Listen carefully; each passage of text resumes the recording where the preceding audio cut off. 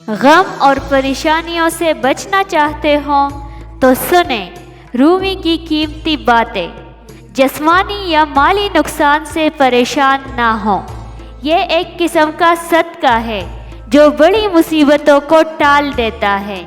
اگر حق کی راہ میں مشکلات کا سامنا ہو تو حضرت بلال کی زندگی سے سبق حاصل کرو۔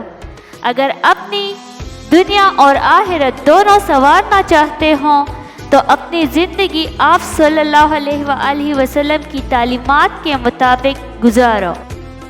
اپنا حق چھوڑ دینا صدقہ ہے۔ خالی غصہ ذبح کیا کرو، یہ بھی صدقہ ہے۔ تم زمین پر نہیں رہتے، تم اس پر گزر رہے ہو۔ درویشوں کے علاوہ دنیا کے باقی لوگ بچوں کی مانند ہیں جو کہ دنیا کے کھیل میں مگن ہیں۔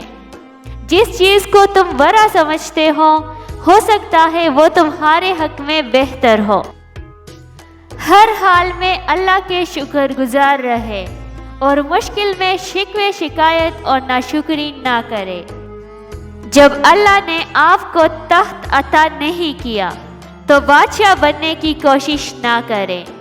تمہاری ساری پریشانیاں تمہاری خواہش کی وجہ سے ہے۔ خواہشیں چھوڑ دو، تمہیں سکون ملے گا۔